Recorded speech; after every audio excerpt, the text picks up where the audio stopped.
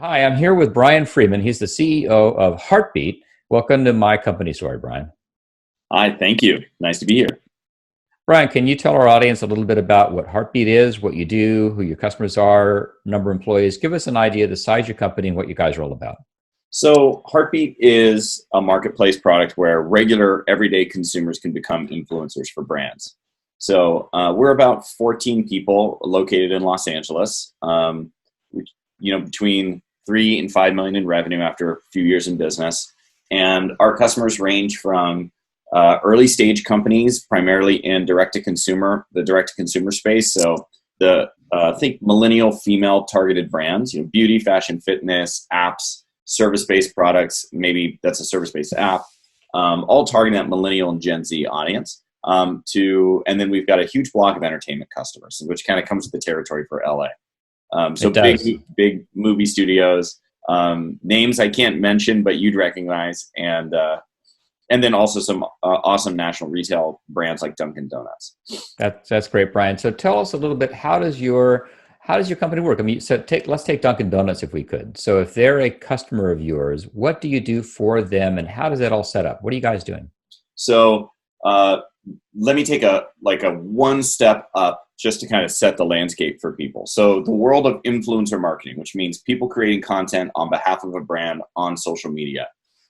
To execute an influencer marketing campaign is unfortunately the bane and frustration of hundreds of thousands of people's existence in the media functions around the world. You have to find the right people to work with. Sometimes you have to use a searching tool or a product you've subscribed to, so you can kind of go into a library of influencers, search them, identify them, and then pull them into a workflow of trying to recruit them into your world to get them to become an influencer for your brand. You also might need to ship them product. You might need to negotiate a pay rate for them. You might need to negotiate content rights. So you might be going through an agent. You might be going through a local family attorney or something, depending on how sophisticated the influencer is. So once you've gone through all those steps, now they go create content for you. You have to monitor that content, enforce some kind of levels of standards, and then complete a payment through whether it's writing a check or whatever. If it's enough to create a 1099 environment, now you have to 1099 them. And Heartbeat takes that entire process and makes it as easy as ordering something from Postmates. So when you're designing a campaign on Heartbeat as a brand, you're using our campaign designer. And if you're one of our kind of white glove customers, we're helping you do that. We're doing that on your behalf. You list the campaign on the Heartbeat marketplace. And so just to kind of wrap your mind around that, just picture the Uber Eats app and that fun little little unit that's on there as you're scrolling through that shows you what the restaurant is. Well, in the world of Heartbeat, that's an opportunity to post for a brand, and the consumers are looking at the app to find those. Once they opt in, the brand can then choose which influencers they want to work with, which consumers they want to work with, and they have an opportunity to ask them additional survey questions to better refine the audience that's participating. We also provide some of the best-in-class opportunities for targeting because we have a robust survey platform that's generating between 15,000 and 100,000 survey responses every day from the people who are on the Heartbeat app. So we've thought through how to make it as easy, fluid, and painless as possible. And we have hundreds of customers who are loving exactly that. I see. So let me paraphrase if I can. So you're connecting brands that want to have influencers who have social media followings of 1,000 or 10,000 followers or whatever that is out there. You want that brand like Dunkin' Donuts or a beauty product, something that they want those influencers. And the influencers go to your website, they look around, they see, oh, I see that the Dunkin' Donuts or eye makeup company wants to have this. I'll go make some content for that, see if they like it, and then you connect it, and you guys do all the behind the scenes stuff. Yeah, Did I get that more or less right? Yeah, for the most part, yeah. We Okay. built a software kit that makes getting people to go on their own Instagram accounts and create content for your brand very, very, very, very easy. I see. In a company like Dunkin' Donuts, they're in that kind of white glove layer for us. But we have plenty of brands doing this and managing this on their own. And what that essentially means is the people who are creating content now could be used in all different ways. You might use that post for your performance ad, on Instagram or Facebook. That picture that young person created might now become the ad unit you're using to market to other young people, which everybody in the space kind of knows UGC now is one of the highest performing channels for ad buying. Or you might take that piece of content and put it in an email newsletter. You might put it up on your website to show that you're giving back to your fans, that you're a company that really values driving participation with your target audience, and that you're not just kind of this stoic, standoffish product or brand or founder that doesn't want to listen or engage with their audience, but quite the opposite. Got it. Yeah. Interesting. Okay, great, Brian. So you're really connecting brands who want the influencers and influencers who want brands. You're putting these two together.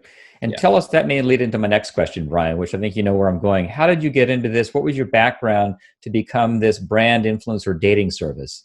Yeah, well, it's interesting you use the word dating because that was literally how I got into it. So I had started a company back in 2013 with a couple other guys called Wildfire. And this was when Tinder was in its early days. And this product was actually the first female-focused dating application. So Bumble wasn't on the scene yet, but they would be in the very near future, which kind of ended up being one of the catalysts as to why the business ended up evolving into Heartbeat. But we'll get to that in a second. So the summer of 2014 was great for the brand of Wildfire and the product. We had like a lot of PR coverage. We were on different talk shows. We were on a bunch of different news outlets. We had hundreds of press mentions, and it was clear that there was actually a need and a desire for a product that made women feel safer in the world of online dating.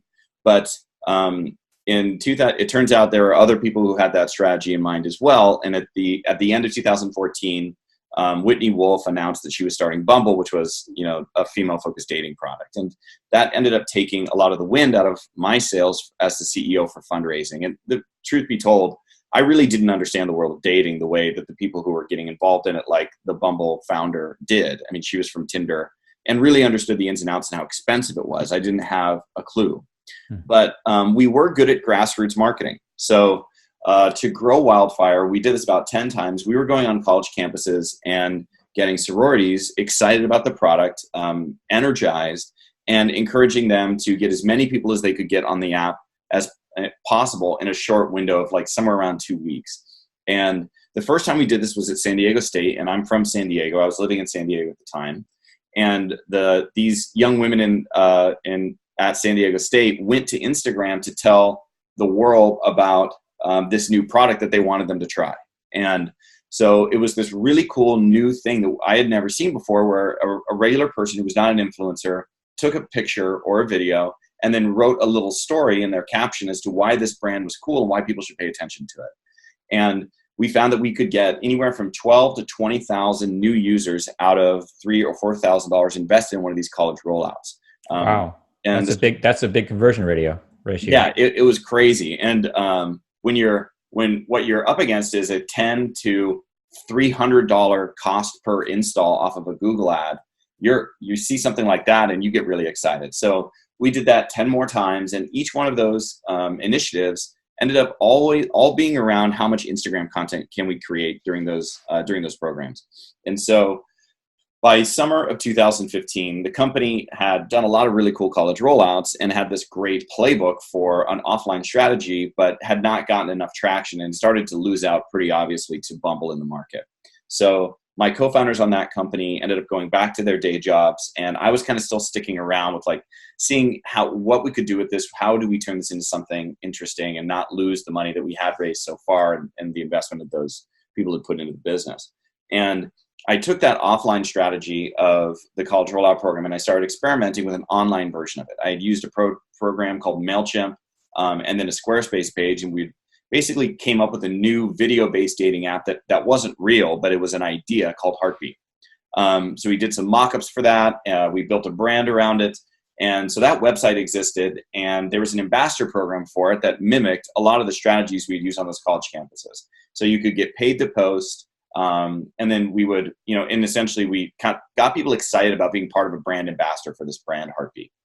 And by November, I had about 2,500 people who had signed up for that brand ambassador program. They were excited. They were jazzed. They wanted to see this app live, and the idea of getting paid a little bit to do some Instagram content creation was appealing as well. And it became pretty clear at that point that not only was the business essentially out of money and out of runway, but nobody wanted to invest to help us build this new video-based product. It was going to be too expensive and too time-consuming. So a friend of mine, in my kind of pit of despair, I was talking with one of my friends who was based in Chicago, and she suggested, well, you've got all these people who wanted to post for the Heartbeat thing, but that's not going to happen. Would they post for somebody else's company? Maybe you can make some money on this. I was like, you know what? I don't know, but it's worth a shot. I mean, I'm basically broke, so let's go for it.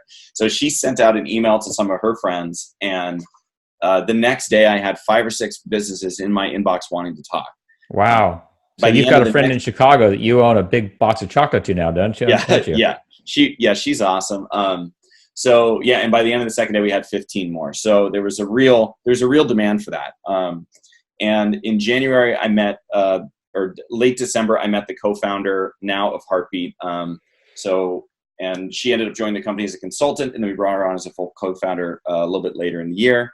We raised some money for a new concept, a scaled program of real people creating content, and then I guess the rest is history. And I moved up to LA in May to pursue the dream.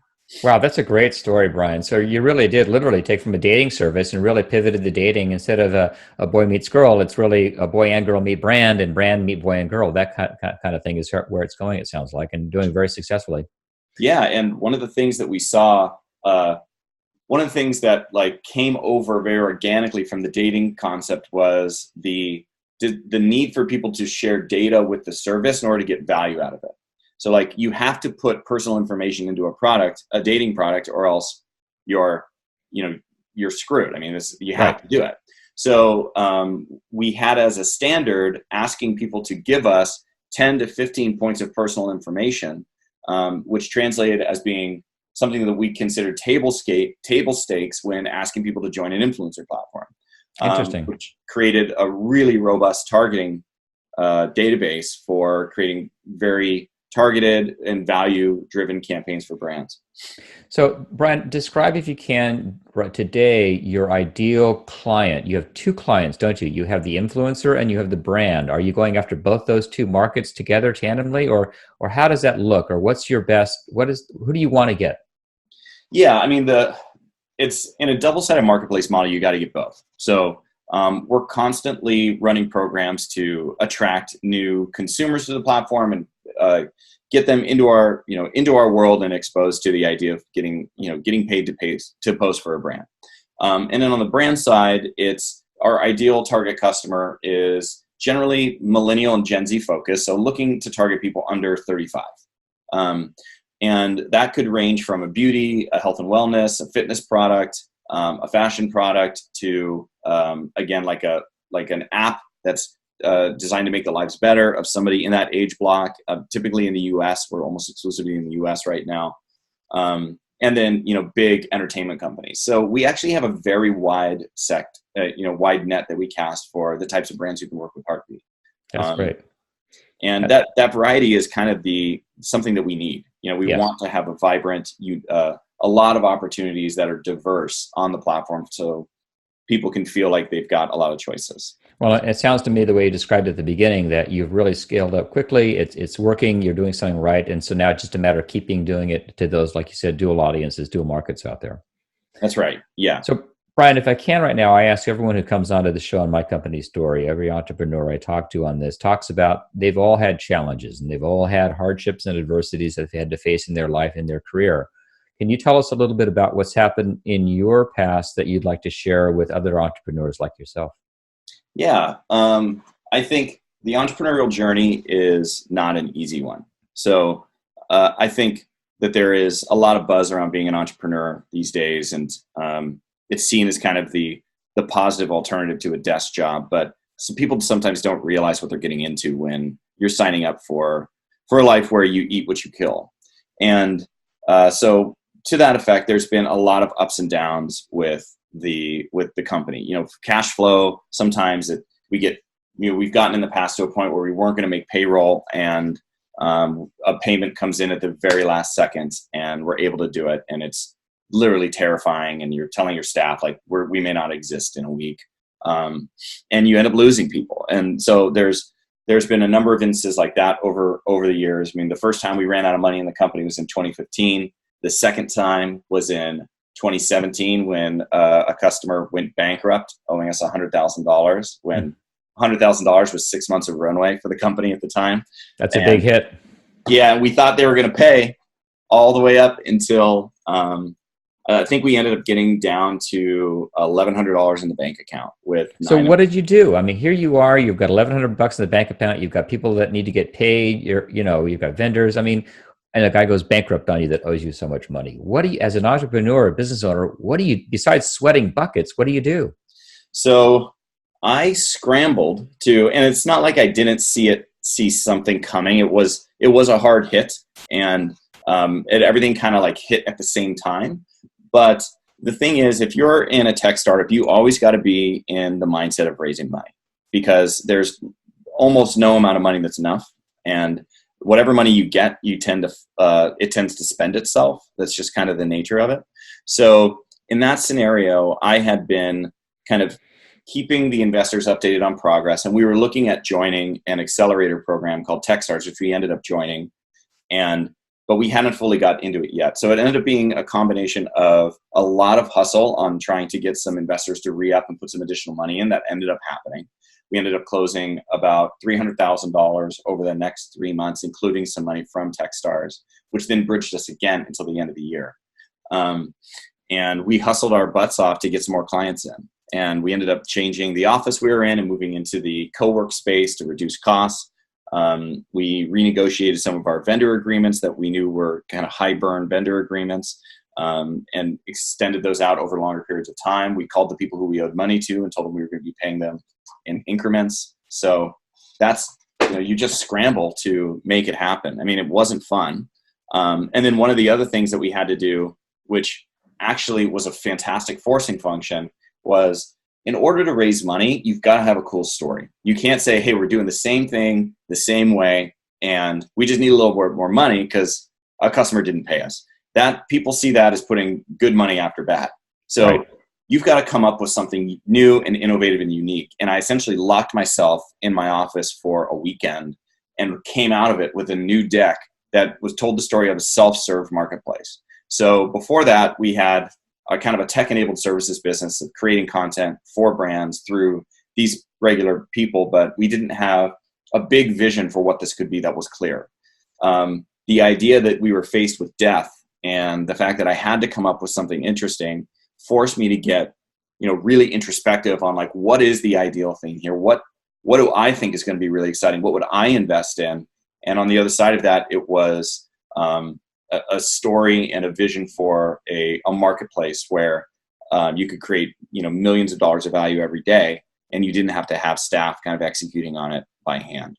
That's a great story, Brian. That the fact that you were at death's door virtually with a client that's gone BK on you, owes you $100,000, you're going to be out of business. You lock yourself in a room, you sweat, for a full weekend, you're out there hammering away. You recreate the company and you recreate the story, a great story, the story who you are right now. Present that to investors. They buy in on it. They give you $300,000. You're out of the woods. You're in the running again, and now you're off and rolling where you are today. That's a great story to hear for other entrepreneurs to know who are going to face it. I mean, all of us go through adversities. All of us come to that death's door at one point in time in our career, and we have to figure a way to get through it. You figured it out on a sounds like a lonely weekend. You figured it out, but came out of the other side pretty well. So congratulations on that. Yes. Are there other challenges that come to mind? Are there stories like that you may want to pass on to other entrepreneurs? I would say, just more as a general, something I faced this summer was I had been pouring so much energy into the company, literally 80 hours a week for 2.5, 3 years. And what that had done was get me so focused on working in the business that I was losing perspective on working not just on the business, but on myself as an entrepreneur. And it came to a point where, I had to really look at like my own attitude and what was making me fulfilled and like what was going to make me happy to come to work on a daily basis, because 80 hours a week and just grinding it out wasn't cutting it anymore. After 3 years of working, I started the company in 2013. So it was really between 2013 and beginning of 2019. So it's more like 6 years. I'd been putting that type of time and energy and effort into it. And it forced me to go, wait a second. I need to be building myself as an entrepreneur, not just this company, because I'm the CEO and the founder, and those two things are going to be pretty intertwined for a while. And I saw my own behavior and kind of attitude towards working in the business as being one of the key bottlenecks for helping it grow and helping it succeed. And so we were in another kind of cash crunch type situation, and we had to look at the resources we had and go, okay, there are some things we're spending money on that we don't necessarily need. Although they're awesome and although we like them, there are some drawbacks on those too. And so, for example, we had an expensive, nice office. We decided to downgrade and move into a different direction. We had some hiring plans that we had to change. And then we had some different programs we were investing in that we realized, look, these again are nice to have.